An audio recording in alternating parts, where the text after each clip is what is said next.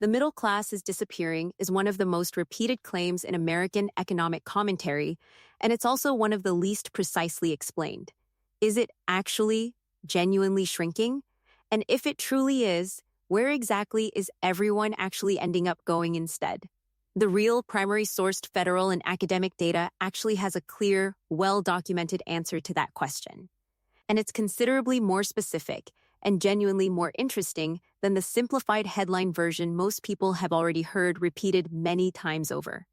This one's entirely data, genuinely no opinions attached, sourced directly from Pew Research and the federal government's own official published numbers. Quick one before the numbers. If breakdowns like this are useful, hit subscribe. New video every week. This is one of the more politically charged topics this channel covers, precisely because the same underlying numbers get used to support very different political arguments. This video's approach is to present the primary source data as directly and completely as possible, and let the numbers speak for themselves rather than steering toward any particular conclusion about who or what is responsible. Before any trend can be measured, middle class needs an actual definition, and Pew Research's, the most widely cited in this space, is a specific one. Middle-income households are those earning between 2/3 and double the national median household income, adjusted for household size. In 2022 dollars, that range worked out to roughly $56,600 to $169,800 for a typical household.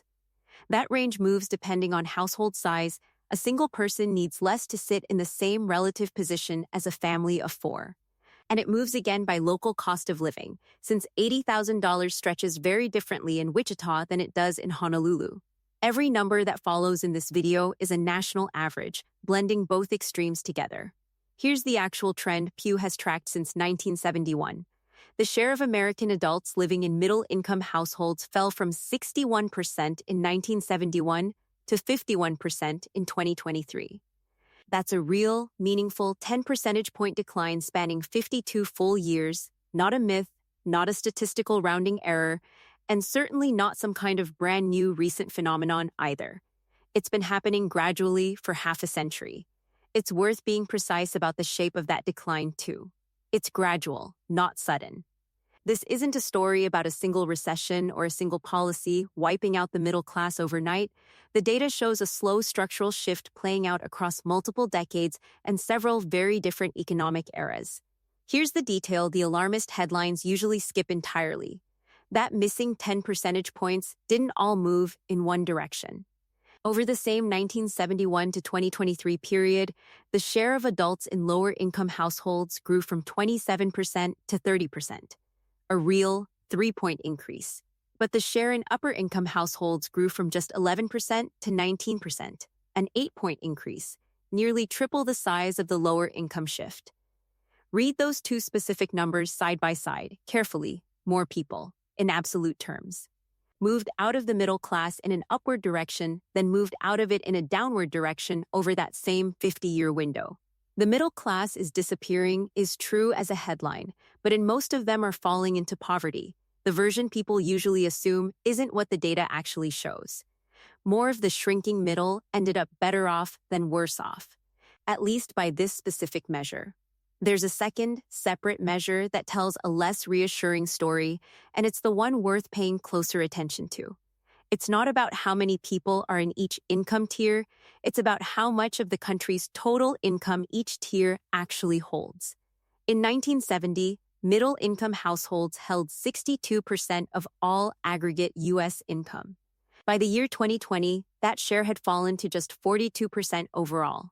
Over that same period, the share of aggregate income held by upper-income households rose from 29% to 50%, meaning upper-income households, still a minority of the population even at 19%, now hold roughly half of all income earned in the country. This is the reconciliation of the two numbers from the last section.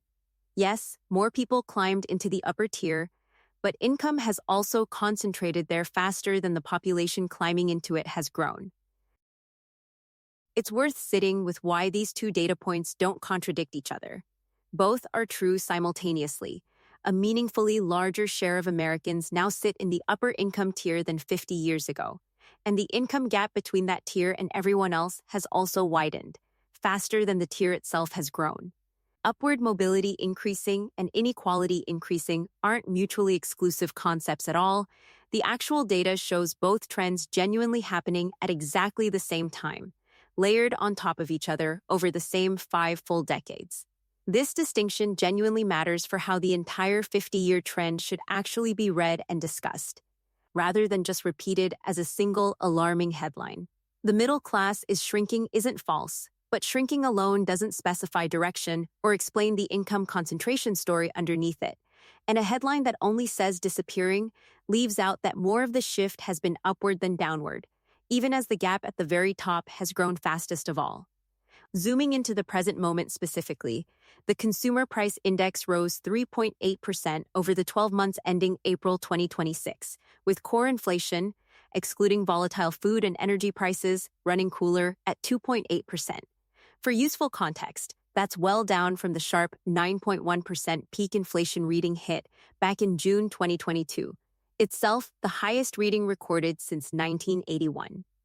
But the current figure is still meaningfully above the Federal Reserve's long-standing, publicly stated 2% annual target. The labor market backdrop, unemployment sat at 4.3% in May 2026, within the 4 to 5% range economists generally consider full employment. Average hourly earnings grew by 12 cents that same month. Put all of that together, and what emerges is neither a genuine economic boom nor a real downturn by any normal historical standard. It's a moderating, still elevated cost environment that the 50-year middle-class trend has to be understood against, not a crisis moment distinct from it. It helps to make the income concentration number concrete. Picture the country's entire income as a single $100 bill. In 1970, middle-income households, the actual majority of the population at the time, collected $62 of every $100 earned nationally. By 2020, that same group collected just $42 of every $100, even though it still represented a meaningfully large share of all households. The remaining difference didn't vanish, it moved almost entirely into the upper income slice. What actually drives this 50-year shift is genuinely debated among economists, and this video isn't going to pretend there's a single, settled answer.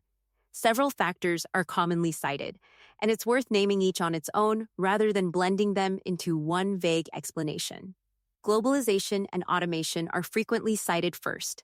As manufacturing and other historically middle-wage jobs moved overseas or became automated over the past several decades, many of the new jobs replacing them clustered at either the higher skill end or the lower wage service end, thinning out the middle of the wage distribution itself. A second commonly cited driver is the cost side rather than the income side. Housing, healthcare, and higher education have each risen in cost faster than median wages for a sustained period, meaning a household can technically sit in the same income bracket as decades ago and still feel like it has less breathing room, simply because the major expenses that income has to cover grew faster than the income itself. A third factor is a measurement one. Family structure has changed substantially, with dual-income households now far more common than in 1971. Household income partly reflects two earners working today, where one often worked decades ago, which complicates any simple comparison of household income across that much time. And a fourth, more directly contested factor is tax policy.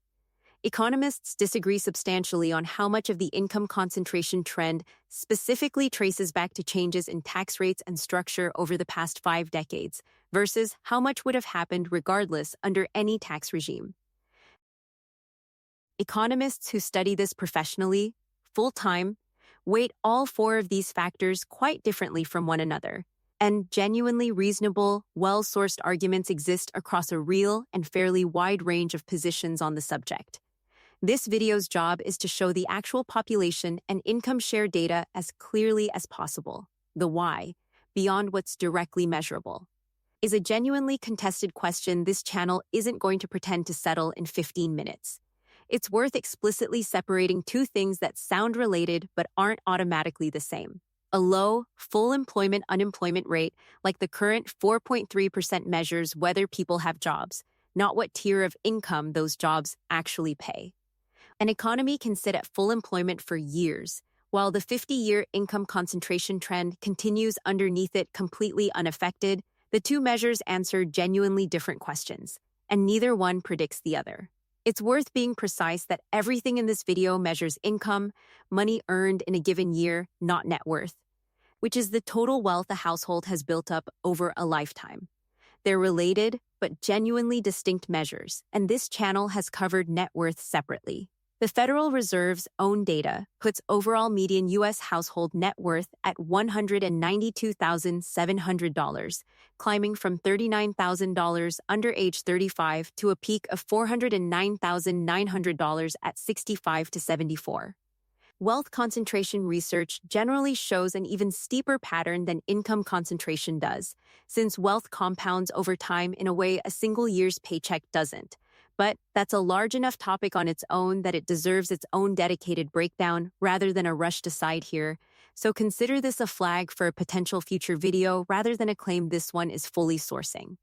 One methodology note worth including, 1971 is where Pew's specific, consistently measured dataset begins, not necessarily the exact moment the trend itself started.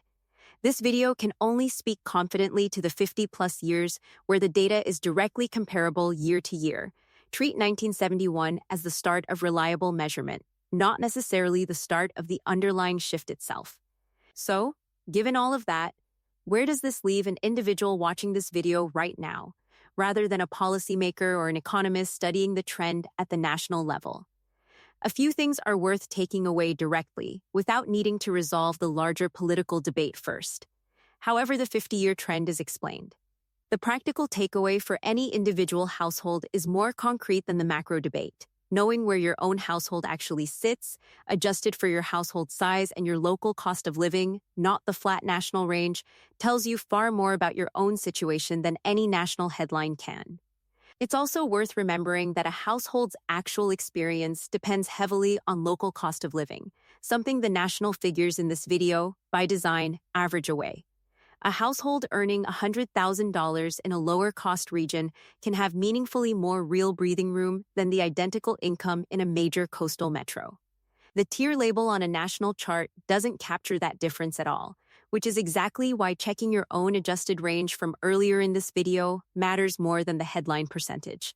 And regardless of which tier a household sits in today, the mechanics covered elsewhere on this channel: net worth over income, automating savings, avoiding lifestyle inflation, work identically at every income level in this data. The tier someone starts in shapes the path, but it doesn't determine the outcome on its own. One more data point worth adding, since it's genuinely interesting, how people see themselves doesn't always match Pew's quantitative tiers. Gallup polling finds 54% of American adults self-identify as middle class, and 52% as middle or upper middle class combined, remarkably close to Pew's own 51% quantitative figure for 2023, even though the two organizations measure it completely differently. But a separate Pew survey found that once lower middle and upper middle are counted alongside a plain middle-class answer, a striking 89% of Americans place themselves somewhere in the broad middle, far more than the 51% the quantitative income-based definition actually supports. Most people who are technically in the upper or lower tier still think of themselves as some flavor of middle, which is worth keeping in mind anytime this topic comes up in casual conversation, not just in a video like this one. The American middle class did shrink from 61% of adults in 1971 to 51% in 2023. But more of that shift moved people up into the upper income tier than down into the lower one. At the same time, income has concentrated at the top faster than the population there has grown, with upper-income households now holding half of all U.S. income. Both trends are real, and both matter. Disappearing isn't really the right word for what the data in this video actually shows. Reshaping, unevenly, gradually, over the course of more than 50 full years, is a genuinely closer description of it. This video is for educational purposes only and is not personalized financial advice. If you genuinely wanted the real, primary source numbers instead of just another repeated headline, go ahead and subscribe. New video every single week. Next time, the hidden cost that turns a mortgage into a trap.